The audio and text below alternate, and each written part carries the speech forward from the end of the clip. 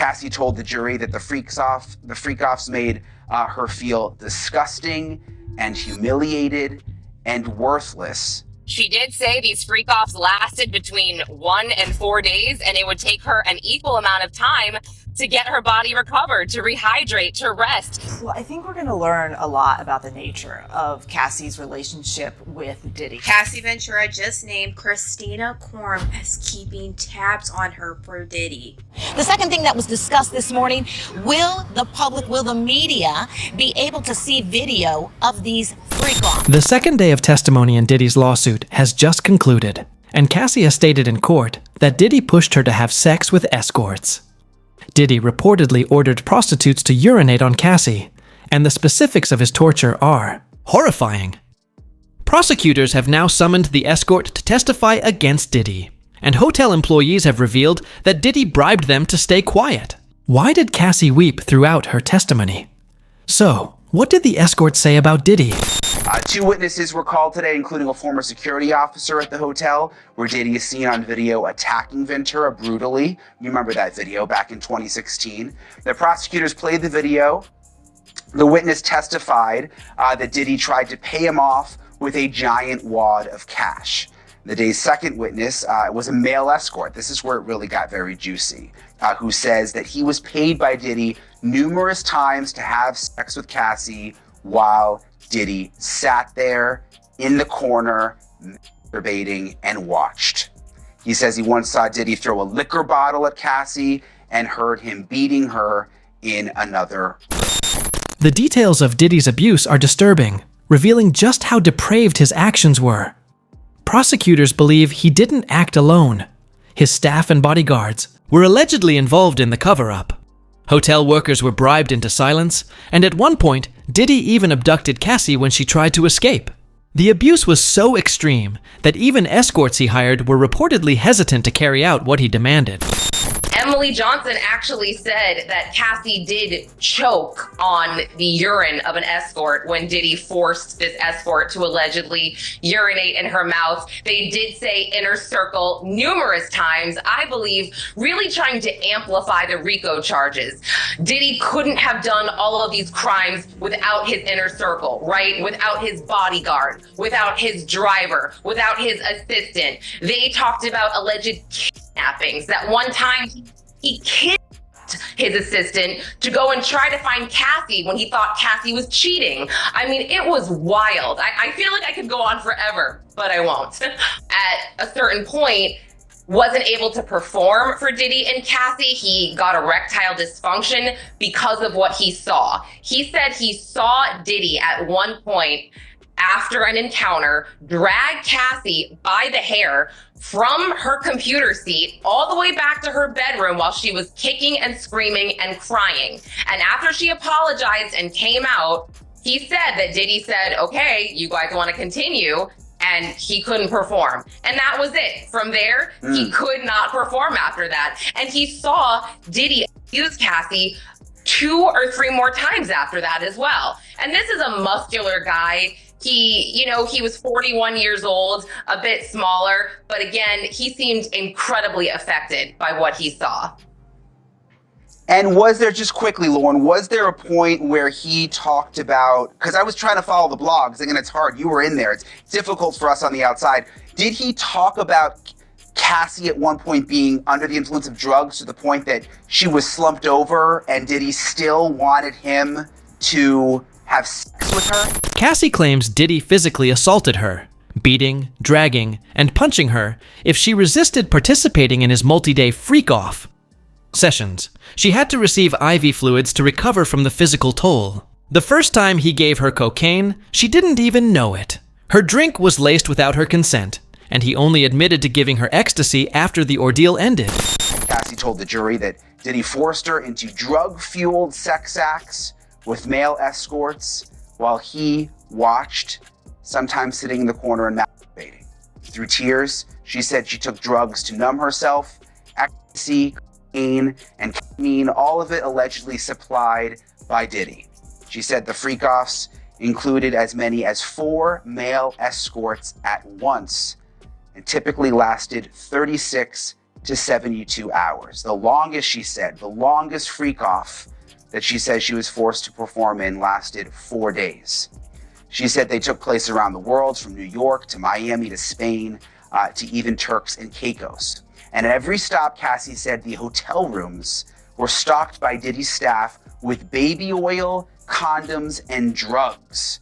And she says that these hotel rooms, this is disgusting, the hotel rooms were left covered in baby oil and covered in blood and covered in urine.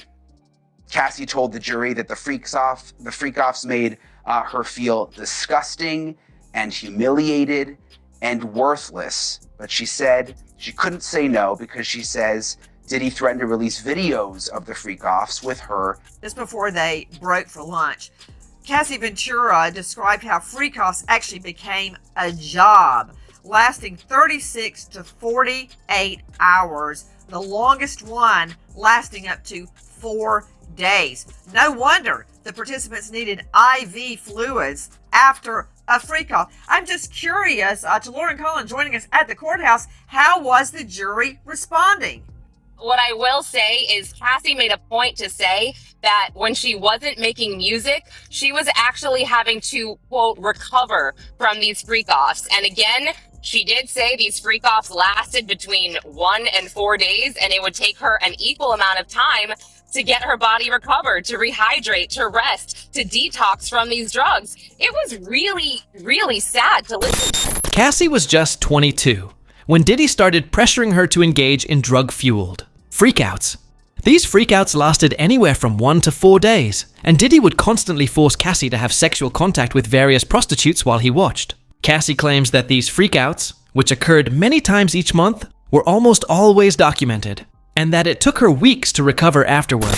Repeat that she said on the stand. At one point, she said that a male escort had urinated in her mouth and she actually choked on it. And it was at that point someone in the courtroom actually had to walk out of the door there while, Diddy sat at the defense table listening on here. But as she was describing these events where she said that, there were multiple male escorts that were happening at one time, these freak-offs would happen for 2, 3, the longest 4 days at a time. And control is the word we need to talk about. That is what prosecutors really laid out. And you heard Cassie describe how every action during these freak-offs, which were between her and male escorts, not necessarily between her and her boyfriend, Sean Diddy Combs, he sat off to the side really directing things according to her and masturbating along with what he wanted to see. But he was in control, she said, of exactly how they did everything, from the platform shoes that she needed to wear, the clothes that she needed to wear occasionally, masks, wigs, whether or not the male escort could ejaculate, where he could ejaculate. Everything, she said, was controlled by him. And mind you, Brian, his children, 6 children, are in the courtroom at this point listening to all of this. And the jury was picked knowing that they needed a certain level of comfort to hear these types of descriptions. It was very emotional and really tough to hear, Brian. Things were so bad that even the escorts were concerned about Cassie. After seeing Diddy viciously beat Cassie when she failed to perform, the escorts became uneasy. David, Diddy's paid escort, said that after seeing Diddy punch Cassie, he was unable to finish the freak-off. Once he saw Diddy beat Cassie, he could no longer, perform and be engaged, because before, he said, even if they hadn't paid him, he was excited to be part of their world. He was enjoying that kind of activity with them. And then things started changing when he saw one time he was on the couch, Cassie was at her computer, and Diddy, he said, was in Cassie's bedroom. Now, Diddy apparently called out to Cassie to come into the bedroom, and she allegedly told him, just hold on a second, my personal information's on the computer. Now, Daniel describes being absolutely shocked when all of a sudden a liquor bottle, Diddy throws it from across the room right toward Cassie, and then he comes running towards her, grabs her by her hair, drags drags her into her bedroom and tells her, when I tell you to come, you don't wait, you just come when I tell you. And he says he then heard, after the doors closed, Diddy slapping her, beating her, yelling at her, and Cassie screaming out, I'm sorry, I'm sorry. And he says he was just kind of frozen in place. He didn't know what to do. And prosecutors asked him, why didn't you intervene? Why didn't you go inside? And he said, look, I know this is somebody with a lot of resources. Quite frankly, I was afraid for my life. Now that drew a lot of objections from the defense, but the judge allowed that testimony. And he again reiterated that he was scared in that moment for Cassie, feeling like she was in a dangerous situation, but he didn't feel it was safe enough for him to intervene. We thought what we saw in that awful video from the Intercontinental was bad, but to hear the actual graphic details of what Cassie and others endured day after day for years is just completely heartbreaking. And to hear the sex worker actually try to offer her aid when, you know, she was being beaten, and literally she went to him for solace, as opposed to the person who supposedly loves and cares about her. She had to jump into the arms of a sex worker, and he was literally like, this is not okay. You need to leave this relationship. And she did, unfortunately, what so many survivors do, which is, I'm okay, it's going to be okay. Basically, I can handle this. And the reality is she really needed to get out because she was being violated and degraded in so many different ways. And my heart just breaks for her so much. Melba, you're so right. Ours do as well. What's it going to be like today when she is perhaps called? We think that she's going to be witness number 3. We have a clip where we caught up with her lawyer outside of the courthouse on Monday. Let's take a quick look. How is Cassie? Is she emotional? Is she like feeling okay with this? Is she nervous? She's ready. She is ready. She's also pregnant, God bless her, and visibly pregnant too. So in the later stages of her pregnancy. Diddy would sit and watch Cassie having sex with escorts, paying the escort between $4,000 and $6,000 each time. The stunning part here is that Cassie contacted the escort and asked him to urinate on her. Why is that? Because she was afraid of what Diddy would do if she didn't comply. Cassie claims that every time she attempted to flee, Diddy pursued her and used his staff and bodyguards to control her. The first testimony in the trial taking jurors to Los Angeles, March 2016, the hotel where that surveillance video was taken. The first witness, an LAPD officer who worked security at the hotel, he says he responded to a call for a woman in distress on the 6th floor. When he got to the floor, he noticed that there was glass on the floor, that the vase and the flowers were broken. The security guard described going back to Diddy's hotel room and standing in the doorway while Ventura grabbed her things. Inside, another man sitting at the corner of the bed. So from the very start, the first witness brings the jury into that hallway where he said Sean Combs looked at him with a devilish stare and Cassie Ventura had a purple eye. Sean Combs tried to offer him money, to give him money to make this go away, and he said he wouldn't accept the money. The second witness to take the stand, Daniel Phillip, a man who said he was paid to have sex with Cassie on multiple occasions at several high-end New York City hotels while Diddy watched. The witness said he was paid between $700 and $6,000 each time. So Mr. Phillip agreed to go to the Gramercy Hotel to do a performance for a bachelorette party. At least that's what he thought. But when he got to the hotel, to the room, that Cassie opened up the door. He did not know that was Cassie, and that she told him, well, it's my birthday and my husband wants to do something special, so can you give me a massage? Text conversations between Diddy and Cassie have also been shown in court, demonstrating that Diddy forced Cassie to participate in these freak shows. One of the witnesses that testified today is a female escort hired by Diddy. After the complaint was filed against him, he contacted her and offered to pay her to say she wasn't coerced.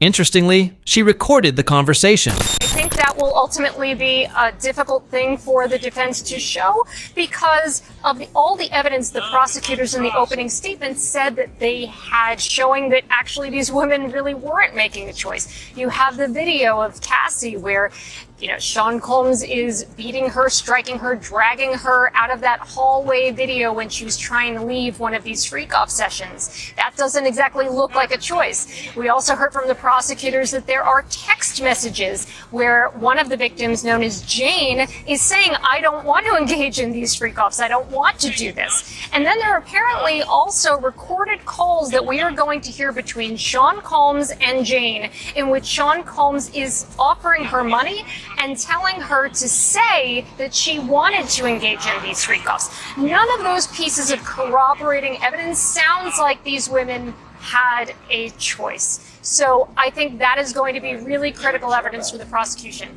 And just one last point, even if there's the charges, but there are 2 charges, one for each victim, of transporting these women across state lines for the purposes of prostitution. Those charges do not require force, fraud, or coercion. So consenting adults traveling across state lines for the purpose of prostitution, if he did that, he is guilty. So these arguments about the women had a choice, they're not really a defense to these transportation for prostitution charges. I think those charges in particular will be very difficult for the defense to overcome. Cassie started to weep throughout her testimony, telling the court how Diddy was practically pimping her out to other men. Whenever Cassie became fatigued during these 2 to 3 day freak-offs, Diddy would give her drugs like cocaine to keep her awake. If Cassie attempted to resist, Diddy would become aggressive and enraged. Cassie in court, reportedly tearing up on the witness stand as she testifies against ex-Diddy in his trafficking trial. It'll be interesting to see how they react and respond to the alleged victim, Cassie Ventura, because she is expecting her 3rd child and is clearly pregnant. So how jurors will kind of see that or visually how they take that into consideration, we don't know. But really, they're supposed to make sure that they stay fair and impartial and pay attention to the facts, which is something even the judge warned them about before they were official jurors. Diddy maintains his innocence against all charges brought against him. Cassie, the prosecution's key witness in the case against the embattled mogul. The defense acknowledged that the videos of alleged freak-offs will be shown, but that those videos, they said, didn't come from the government's investigation so much as it came directly from Cassie's phone. But they were essentially trying to raise doubt about why did she hold on to these videos, and again making this argument that this case is about love and infidelity and money. But the prosecution is saying, no, you will hear from witnesses that will tell you that they were abused,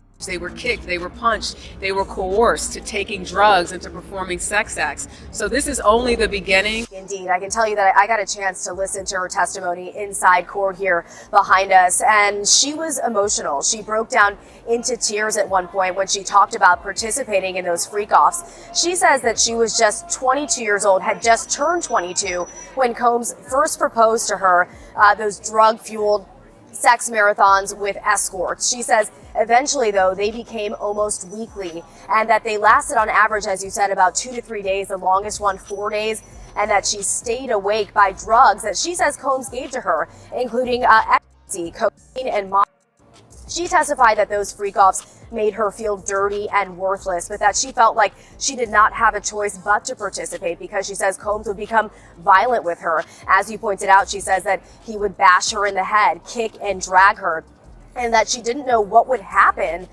if she didn't do what he wanted her to do. She told the jury that she tried to express her feelings about participating, but in at least one text message shown to the jury, Combs told her to make it happen anyway. Cassie also stated that Diddy was cheating on her while dating Kim Porter. Keep in mind that Cassie was just 19 years old when she began dating Diddy, and he was over 40.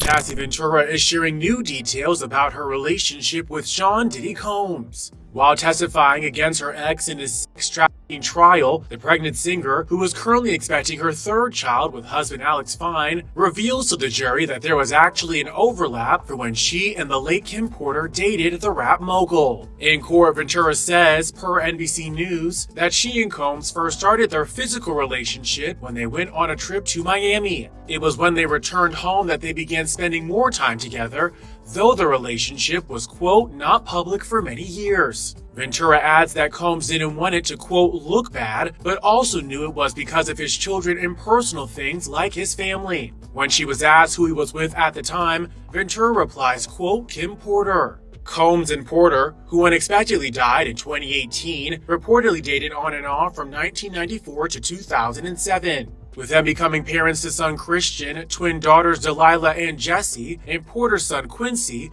whom she had from a previous relationship. Their romance ended in 2007, with her choosing to pack up all of her belongings and move out of their home while Combs was out of town. Porter has previously said to Essence magazine that she wanted it to be, quote, dramatic, adding, quote, if I pack up everything, twins and all, it means I'm out. Puffy's an action person, not a talk person. Ventura and Combs reportedly dated from 2007 to 2018, with her sharing after their romance that he was frequently violent towards the end of their relationship. Security guards from the hotel, where Diddy allegedly beat Cassie in 2016, were also summoned as witnesses. One of these guards said that Diddy gave him money to keep quiet about the whole event, and he saw Diddy force Cassie to stay with him.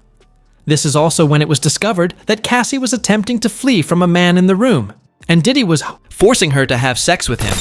The first witness to testify was Officer Israel Flores. He was the security officer back in 2016 when we saw that now infamous recording of Sean Combs allegedly beating Cassie Ventura in that hotel hallway.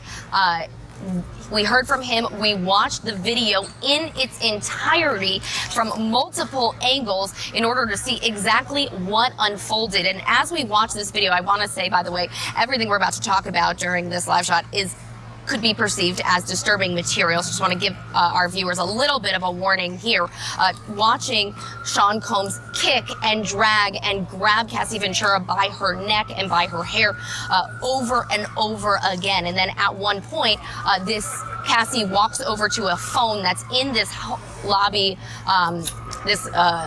lobby area of their 6th floor hotel room, and she calls for this instant services, and a security guard comes up, and at that point he's able to separate them and he walks them down the hallway towards the hotel room where they were. Cassie apparently telling the security officer that she just wants to leave, and Sean Combs reportedly telling her that she's not going to leave. And when they opened the door to that hotel room, there was another man, according to this officer, sitting in the hotel room. A current LAPD officer, a former security guard who can lay the foundation for that video and can talk about the black eye that Cassie suffered and the fact that she wanted to leave and escape this freak off.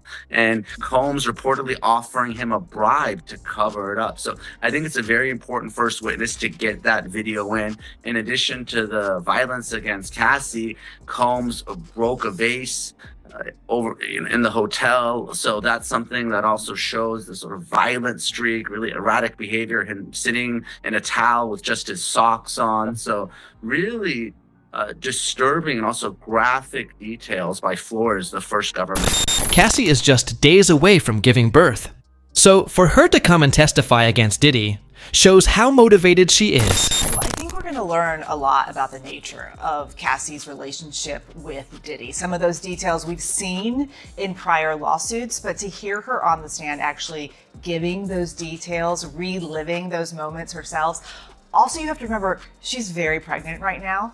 So I'm going to be curious to see how long she makes it on the stand, how she's emotionally able to weather all of these questions. And what's going to be interesting to watch is, the defense from the very start in their opening statement said that she chose to be there. So I'm going to be curious to see how she responds to questions about, was this her choice or did she feel like she had to do it? Judge Aaron Subramanian has determined that the freak-off video of Cassie and other victims being forced to perform sexual acts will not be disclosed to the public or media. I don't see any example that would necessitate photographs or recordings of alleged sexual assault to be presented in open court when they carry the evident danger of revictimization, he said. Second thing that was discussed this morning, will the media be able to see video of these freak-offs? During opening statements, we heard that the jurors are going to be able to see video of these freak-offs. These are these sexual encounters between, for instance, Cassie Ventura, as well as another woman, Jane, and male escorts, as well as Sean Diddy Combs. But there's an argument that only the jurors will be able to see these. So we'll have to see what happens. The judge is taking that under advisement. Right now, what's taking place is the continuation of the cross-examination of a man by the name of Daniel Phillip. Julie, he is the male stripper that was hired by, he said, Cassie to engage in sexual acts. Diddy reportedly had his staff monitor Cassie constantly. In her testimony, she named key associates like Christina Courtroom and Neil Dominic, saying Courtroom knew many of her personal details and daily routines. Cassie also alleged that Diddy's security guard, Rock, would confiscate her belongings as punishment and track her down if she tried to hide. She described losing her car, getting evicted, and having possessions taken, depending entirely on Diddy's mood. Well, Diane, prosecutors have wasted no time getting right into the alleged abuse that Cassie Ventura says she endured for years. Ventura telling jurors, quote, "He would bash my head, knock me over, drag me, kick me, stomp me in the head when I was down." She also got into the nature of those so-called freak-offs, saying that they involved hiring an escort and they performed under the direction of Combs, saying that they happened so frequently it eventually became a job for her to set them up. Ventura said she did not feel she had much of a choice but to participate, that she feared that Combs would retaliate or potentially blackmail her if she did not. And she's had at times to she's taken deep breaths, pausing her testimony, Combs appearing to be listening pretty passively with his hands in his lap at the defense table there. Now remember, this is the first time that they are seeing each other face to face since 2018. You can imagine that emotions are very high in the courtroom right now. And this is expected to be a very lengthy testimony. Prosecutors bracing the courtroom for what's to come as she continues to testify, including videos. Cassie Ventura just named Christina Courtroom as keeping tabs on her for Diddy. Cassie Ventura is giving her testimony against Diddy right now in his trial, and she just name-dropped Diddy's ex-chief of staff, Christina Courtroom. Cassie Ventura started her testimony about her early relationship with Diddy, and she even admitted at the very beginning she took E without knowing because it was in a Gatorade bottle. Then she went on to describe the abuse that would start happening to her and how Diddy would keep tabs on her. The government asked Cassie Ventura, "How did Diddy keep tabs on you?" And she said, "We didn't live far apart. He'd send security to come find me or a trusted assistant."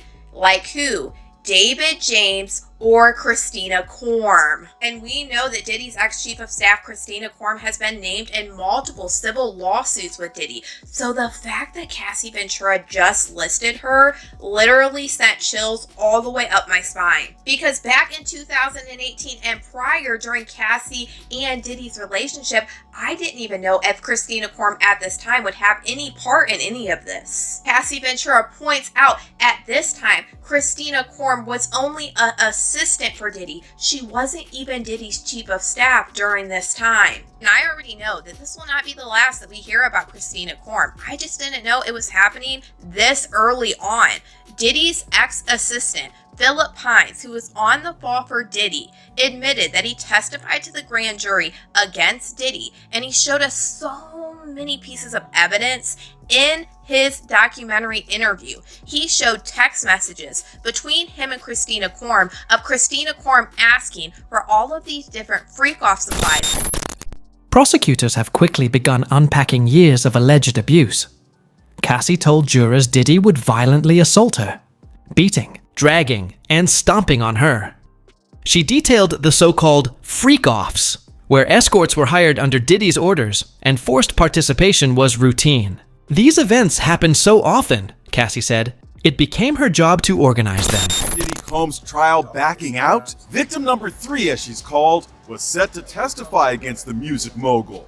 The name of victim number 3 was going to be revealed when she took the stand, but the woman has apparently gone missing, and prosecutors say they've been unable to reach her. People just get nervous, and this person could just be nervous and just has had second thoughts. If the prosecutor can't find this witness, how might it affect the case?